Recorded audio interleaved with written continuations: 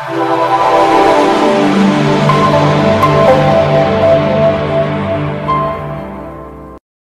तो अब हम लोग एक्सरसाइज 1.2 का क्वेश्चन नंबर 1 से लेके हम लोग सॉल्यूशन करेंगे आगे तक। चलिए, तो क्वेश्चन नंबर 1 कहता है आपका, क्या सभी धनात्मक पूर्णांकों के वर्गमूल परिमेय संख्या होते हैं? यदि अपरिमेय होते हैं, यदि नहीं तो एक ऐसी संख्या के वर्गमूल का उदाहरण दीजिए जो एक परिमेय संख्या हो। तो सबसे पहले तो इसका उत्तर लिखेंगे नहीं। ठीक है, नहीं। अब इसका रीजन है, ठीक है, अगर आप कोई उदाहरण दे, चलिए उदाहरण के लिए अब आपको एक उदाहरण लेना है। उदाहरण के लिए यदि हम एक संख्या लेते हैं √25, ठीक है, √25 की वैल्यू आती है 5, तो क्या 5 को हम 5/1 लिख सकते हैं ना? ठीक है, लिख सकते हैं। तो कहता है किसी भी धनात्मक संख्या में यानी √25, क्या उसका जो नॉर्मली तौर पे यहाँ वर्गमूल आया या वर्गमूल जो हमने निकाला उसकी वैल्यू 5 है, तो 5 को तो 1/, लिख सकते हैं, जो क्या है, एक परिमेय संख्या है, जो एक परिमेय संख्या है, ठीक है, यानी PYQ के रूप में है। लेकिन वहां पे तो हमें कह रहा था कि परिमेय संख्या नहीं होती है, तो उसका उत्तर नहीं हो जाएगा। चलिए, क्वेश्चन नंबर 2 कहता है, निम्नलिखित कथनों में सत्य कथन को पहचाने, इसमें से कौन सा सत्य है उसको पहचानना है। कहता है √5 एक परिमेय संख्या, तो याद रखना परिमेय संख्या हमेशा P/Q के रूप में होती है, ठीक है। रूट के रूप में लिखी कोई भी जो संख्या होती है वो क्या होती है, ये अपरिमेय संख्या होगी, ठीक है। तो क्या √5 एक परिमेय संख्या, √5 का वर्गमूल हो सकता है? नहीं। जिसका वर्गमूल निकल जाएगा पूरा पूरी तो समझ जाना वो परिमेय हो जाएगा, जिसका वर्गमूल पूरा नहीं निकलता वो अपरिमेय हो जाएगा। इसका मतलब ये क्या है, असत्य कथन है, ठीक है। उसी प्रकार से कहता है √25/169, अगर हम √25 को भी अगर तोड़े तो 5 गुना 5 आएगा, इसको करें तो 13 गुने 13, तो हम सही को पता है कि वर्गमूल से यानी वर्ग से तभी संख्या बाहर निकलती है जब वो क्या हो, डबल हो यानी जोड़े में हो। तो एक 5 बाहर आ जाएगा, एक 13 बाहर आ जाएगा। ये तो एक परिमेय संख्या है, जिसका आंसर हो जाएगा सत्य है, क्योंकि क्या है, ये एक परिमेय संख्या है, ठीक है। चलिए, तीसरा कहता है प्रत्येक संख्या जो पूर्णांक नहीं है यानी रूट में होना चाहिए, ठीक है, पूर्णांक नहीं है या PYQ के रूप में हो, ठीक है, या PYQ के रूप में हो। पूर्णांक चलिए रूट का तो छोड़ दी, PYQ के रूप में। तो हम सही को पता है पूर्णांक का मतलब होता है कोई संख्या धनात्मक हो या ऋणात्मक हो और 0 हो, इन तीनों को मिलाने पर पूर्णांक बनता है। तो कोई संख्या, अगर हम एक संख्या लेते हैं 4/5, तो क्या 4/5 जो है एक पूर्णांक नहीं है? तो कह देंगे 4/5 पूर्णांक नहीं है, ठीक है, 4/5 पूर्णांक नहीं है। लेकिन क्योंकि ये कहता है कि अगर पूर्णांक नहीं है तो वो एक अपरिमेय संख्या होता है, लेकिन यह यहाँ 4/5 क्या है, लेकिन यह एक परिमेय संख्या है, क्योंकि ऊपर तो कह रहा था क्या एक अपरिमेय होना चाहिए, और यहाँ पे हमने क्या उसको ला दिया, परिमेय संख्या है, ठीक है। तो इस प्रकार क्वेश्चन नंबर 1 और 2 का सॉल्यूशन हो चुका है। आइए हम लोग देखते हैं क्वेश्चन नंबर 3 को। वीडियो पसंद आया तो प्लीज लाइक करें, शेयर करें और उन तक वीडियो को पहुंचाएं जिनको इस वीडियो की नीड है। और हमारे प्यारे चैनल शशांक स्टडी सर्कल को जरूर से जरूर क्या करें, आप सब्सक्राइब करें, ताकि हमारे चैनल पर जल्दी से जल्दी 1 लाख सब्सक्राइबर पूरे हो जाएं। चलिए, क्वेश्चन नंबर 2 कहता है आपका, साफ साफ पहले निर्देश दे दिया कि परिमेय संख्याओं के दशमलव रूप के शांत या अनवसानी होने की पहचान तथा उनके दशमलव रूप लिखने पर आधारित प्रश्न है आपके क्वेश्चन नंबर 3 में। तो हम सही को पता है अनवसानी का मतलब अशांत होता है, ठीक है। हमें शांत या अशांत उसकी देखना है, कई दशमलव आपको लिखना भी पड़ेगा। चलिए, तो सबसे पहला क्वेश्चन कहता है परिमेय संख्या 8/27 का दशमलव निरूपण क्या होगा? तो इसका आंसर जो है हमेशा रिपीटेड आएगा, 296 296 इस प्रकार 0.296296 आएगा, ठीक है। या इसको आप चाहें तो आप ऐसे भी लिख सकते हैं 2.0.296, ठीक है। या इसे आप चाहे तो ऐसे लिख सकते हैं 0.296 इसके ऊपर बिंदु, ठीक है। इसका मतलब यही होता है। नेक्स्ट आपको कहता है कि परिमेय संख्या का दशमलव निरूपण या तो शांत होगा या आवर्ती होगा, ठीक है, वही संख्या बार बार दोहराएगी, ठीक है। जैसे ये होता है दोनों छह नहीं है ये आवर्ती। कहता है अपरिमेय संख्या का दशमलव निरूपण जो होता है न तो शांत होता है और न ही आवर्ती होगा। ठीक है, चलिए ये हो जाएगा क्वेश्चन नंबर 3 का तीसरा। 30 का चौथा कहता संख्या रेखा के प्रत्येक बिंदु के संगत संख्या के जो नॉर्मल तो संख्या रेखा पे आप जो भी बिंदु को लिखते हैं जैसे 1 2 3 इस प्रकार, ये सारे के सारे कैसी संख्या होती है? रियल नंबर होती है, यानी वास्तविक संख्या होती है। ठीक है, जो या तो क्या हो सकती है? जो या तो परिमेय हो सकती है, जो या तो परिमेय हो सकती है या वो अपरिमेय हो सकती है। ठीक है, क्योंकि इस चैप्टर के हमें जो लास्ट वाला कुछ प्रश्न है उसमें आपको अपरिमेय संख्याओं को निरूपण करने के बारे में बातें करेगा। जीरो क्या है? अगर जीरो को हम चाहें तो 0/1 लिख सकते हैं ना, इसको क्या √0 लिख सकते हैं? √0 लिख सकते हैं? आपकी मर्जी से आप बताइए, क्या इसको लिखा जा सकता है? नहीं, तो इसका मतलब ऐसे तो नहीं लिख सकते हैं, 0/1 लिख सकते हैं। मतलब ये क्या हो जाएगा? परिमेय संख्या होगी। और ये आपको यहाँ ऑप्शन में दिया था, तो आप सीधा परिमेय पर टिक लगाइएगा, आपका आंसर आ जाएगा। तो आइए अब हम लोग देखते हैं क्वेश्चन नंबर 4 को। वीडियो पसंद आए तो प्लीज लाइक करें, शेयर करें, और हमारी वीडियो आपको कैसी लगती है जरूर से जरूर कमेंट करें। चलिए क्वेश्चन नंबर 4 कहता है, इसका कहता है ज्ञात करें कि चर XYZ, ठीक है, कोई चर है XYZ। चर यानी वैसी वैल्यू होती है जिसका मान कुछ भी हो सकता है, यानी बदल सकता है। जैसे x की वैल्यू आप 1 रख सकते हैं, कोई 2 भी रख सकता है। लेकिन अगर अचर संख्या जैसे 15, क्या 15 16 के बराबर हो सकता है? नहीं, तो ये एक अचर राशि होती है। चलिए तो याद रखना है, कहता है कि x² बराबर 15, तो क्या x की वैल्यू निकालेंगे तो आ जाएगा √15 आ जाएगा। ठीक है, √15 आएगा इसका।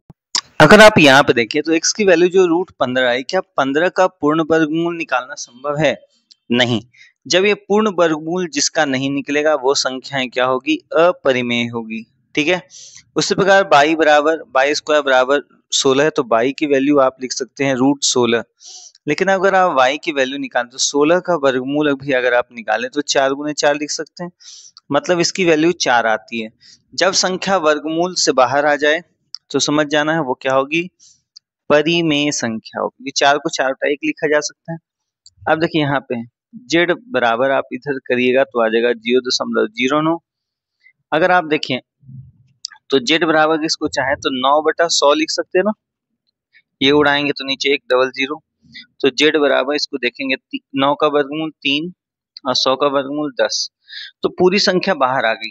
इसका मतलब ये भी क्या है? एक परिमेय संख्या है।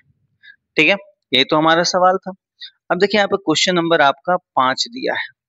क्वेश्चन नंबर 5 कहता है कि बताइए कि निम्नलिखित संख्याओं में कौन कौन संख्याएं परिमेय और कौन अपरिमेय है।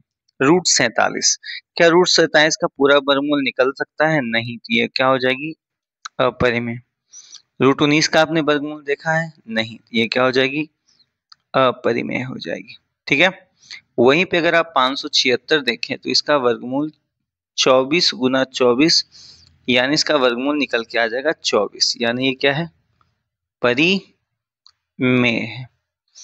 ठीक है, लेकिन देखिए यहाँ पर संख्या जो है आ तो रही है इस फॉर्म में, लेकिन लगातार ये दोहरा रहा है। जब ऐसी संख्या आपको दिख जाए जिसमें डॉट, यानी वो संख्या आगे की तरफ बढ़ रही है, इसका मतलब आपको देखते ही के साथ बता देना है कि ये क्या होगी? अपरिमेय संख्या होगी।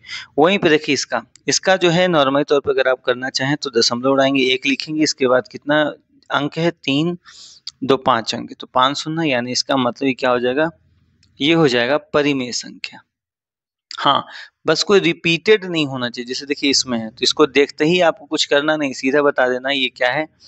अपरिमेय संख्या, यानी ये क्या है? अशांत और अनवशानी है। ठीक है, यानी पूर्णावर्ती है, बार बार वही संख्याएं रिपीटेड हो रही है। तो ये था हमारा क्वेश्चन नंबर 4 और 5 का सॉल्यूशन। आइए देखते हैं क्वेश्चन नंबर 6 और 7 का सॉल्यूशन। चलिए क्वेश्चन नंबर 6 कहता है कि निम्नलिखित में कौन सी संख्या अपरिमेय, इसको आपको बताना है। देखिए 36 का वर्गमूल अगर आप इसको तोड़े भी तो आ जाएगा 6 × 6 बटा 8 × 8, मतलब इसको अगर निकालेंगे संख्या तो 6/8 के रूप में आ जाएगा। और भी आप कर सकते हैं, कट जाएगा 3/4, मतलब ये परिमेय संख्या है, PYQ के रूप में आ गया, जहाँ पर Q 0 नहीं है। रूट तीन का कोई वर्गमूल नहीं होता है, मतलब ये देखते ही के साथ कह देना कि ये क्या है, अपरिमेय है। वो आप इसका देखे इसका देखे तो ऊपर तो -9 बच जाएगा, नीचे 49 का वर्गमूल 7 होता है, तो ये भी क्या हो जाएगी, ये परिमेय हो जाएगी। तो कहेगा सर इससे तो माइनस आया है। हम सभी ने क्या पढ़ा कि परिमेय संख्या में p तथा q दोनों पूर्णांक हो सकते हैं। पूर्णांक में संख्या धनात्मक के साथ साथ ऋणात्मक भी हो सकती है। ठीक है, अब इसका देखें तो 9 का वर्गमूल 3, 81 का वर्गमूल 9, कट के भी 1/3 भी आप लिख सकते हैं, मतलब लेकिन आप ये सीधा देखिए, जब चीजें वर्गमूल से बाहर आ गई है, इसका मतलब ये क्या है, डायरेक्ट परिमेय संख्याएं होंगी, कोई इसमें झंझट की बात ही नहीं है। चलिए क्वेश्चन नंबर 7 कहता है, निम्नलिखित में कौन सी संख्या अपरिमेय नहीं है। पहला देखें, 2/√3, 2/√3 क्या है, अपरिमेय संख्या है, क्योंकि हमने पढ़ा है कि नीचे वाली संख्या 0 नहीं होनी चाहिए और रूट में भी नहीं होनी चाहिए, तो रूट में आ रहा है। इसका देखें तो √3/4, ये √3 का कोई वर्गमूल नहीं आता है, मतलब ये भी क्या है, अपरिमेय है। यहाँ पर देखें √25/49, √25 की वैल्यू 5, 49 की वैल्यू 7, मतलब ये क्या हो जाएगा, ये परिमेय हो जाएगी। और 7√2 दिया तो 7√2 अपने आप में क्या है, अपरिमेय संख्या है। ठीक है, क्योंकि पी वाई क्यू जो है 0 नहीं होना चाहिए, और तो यहाँ पे इसकी परफेक्ट वैल्यू नहीं निकलती, 1.4444 आता रहेगा, तो इसलिए नॉर्मली क्या है, ये अपरिमेय संख्या है। यहाँ पे देखें तो इसका आंसर हो जाएगा √25/49। ठीक है, इसमें देखें 3/√2, तो ये भी क्या हो जाएगी, ये हो जाएगी अपरिमेय। 1/2 है तो 1/2 परिमेय हो जाएगा, और ये दोनों की परफेक्ट वैल्यू बाहर नहीं आएगी, तो ये दोनों क्या हो जाएंगे, अपरिमेय हो जाएंगी। तो आपका आंसर कौन है, 1/2, क्योंकि 1/2 यहाँ पे क्या है, परिमेय है, अपरिमेय नहीं है। तो बस यही आपसे पूछ रहा था। तो आइए अब हम लोग देखते हैं क्वेश्चन नंबर 7 को। वीडियो कैसी लग रही हो तो वीडियो जरूर आप लाइक करें, शेयर करें, कमेंट करें आपको हमारी वीडियो समझ में आ रही है या फिर समझ में नहीं आ रही है। चलिए क्वेश्चन नंबर 8 कहता है, निम्नलिखित में कौन विजातीय है। पहले जातीय का मतलब क्या है, या तो पूरा परिमेय होगा या तो पूरा अपरिमेय, कौन सा नहीं है। इसको देखें तो इसकी वैल्यू निकल के आएगी 9/25, तो 9/25 क्या है, परिमेय है। ठीक है, इसको देखें तो संख्याएं निकल के आएगी 25/18, जो क्या है, परिमेय है। इसका देखें 676, इसका वर्गमूल 26 आएगा, तो 26 आने पर भी क्या है, ये परिमेय हो, क्योंकि 26 को 26/1 लिख सकते हैं। यहाँ पर देखें तो इसका आ जाएगा √5 का √5 ही रहेगा, 196 का 14, मतलब क्या है, ये अपरिमेय है। तो इसमें विजातीय कौन है आपका, √5/196, यही आपका आंसर है। ठीक है, इसमें देखें √7 क्या है आपका, अपरिमेय है, क्योंकि √7 का परफेक्ट वर्गमूल नहीं निकलेगा, यहाँ 17 का नहीं निकलेगा, तो ये क्या हो जाएगा, अपरिमेय हो जाएगा जी। ठीक है, इसका देखें तो हो जाएगा 4 गुना √5 का वर्गमूल 5, 56 का हो जाएगा 16, यानी 20/16। ये आप काट के इसको ऐसे भी लिख सकते थे, 4 बार में कट सकता है, तो 5/4 ऐसे भी आ सकता है। तो ये नॉर्मली तौर पे क्या है, ये दोनों ये संख्याएं क्या है, परिमेय संख्या, क्योंकि परफेक्ट स्क्वायर इसका निकल गया। यहाँ पर 33 का तो स्क्वायर नहीं, यानी वर्गमूल नहीं निकलेगा, तो इसका मतलब क्या है, ये अपरिमेय संख्या है। तो इसमें क्या लग रहा है, 3 आपके अपरिमेय है, 1 परिमेय हो गया। इसको विजातीय कौन है आपका, 4√25/256, यही आपका आंसर है। तो आई होप आपको हमारी वीडियो में क्वेश्चन नंबर 8 से लेके 8 तक का सॉल्यूशन कैसा लगता है, वीडियो में जरूर आप कमेंट करें। और तो आज के लिए इतना ही, मिलते हैं अगली वीडियो में, तब तक के लिए धन्यवाद, जय हिंद। और हाँ, इसकी PDF नोट्स आपको नीचे डिस्क्रिप्शन के टेलीग्राम चैनल में मिल जाएगी। यदि आपने पिछली वीडियो अगर 1.1 का टोटल सॉल्यूशन नहीं देखा है, तो नीचे डिस्क्रिप्शन में सारे लिंक आपको दिए गए हैं। हमने उसको कई पार्ट में बनाया है ताकि आपको अच्छे से समझने में आसानी हो और वीडियो काफी ज्यादा लंबा ना हो। तो मिलते हैं अगली वीडियो में। अगली वीडियो में हम सॉल्यूशन करेंगे क्वेश्चन नंबर 9 से लेके हम लोग सॉल्यूशन कर लेंगे क्वेश्चन नंबर 12 तक। तो आज के लिए इतना ही, तब तक के लिए धन्यवाद, जय हिंद। कमेंट जरूर करें और बताएं कि आपको और किस किस चैप्टर की वीडियो चाहिए, तो उसके लिए हम अपने चैनल पर, ऐसे तो हम रेगुलर सीरीज लाएंगे ताकि जो है कंप्लीट 6 मंथ के अंदर हमारा केसीसी ना खत्म हो जाए। अगर आपने अभी तक भी पढ़ाई शुरू नहीं किया तो हमारे चैनल से पढ़ाई शुरू करें, क्योंकि हमारा चैनल इकलौता सा चैनल जो बिहार बोर्ड की पूरी तैयारी फ्री में कराता है। ठीक है, कोई आपसे एक्स्ट्रा चार्ज नहीं है, कोई चीजें नहीं है। अगर आपको उसकी पीडीएफ नोट चाहिए तो टेलीग्राम चैनल के लिंक पे जाइए, वहां पे आपको सारे क्या है पीडीएफ नोट्स आपको दिखाई पड़ जाएंगे, जिसके कारण जो है आप अपनी पढ़ाई को पीडीएफ के जरिए नोट्स बना बना के भी चीजें आप कर सकते हो। तो मिलते हैं वीडियो में, इसको जल्दी से वॉच आउट करें और कमेंट में करें कि आपको हमारी वीडियो कैसी लगी।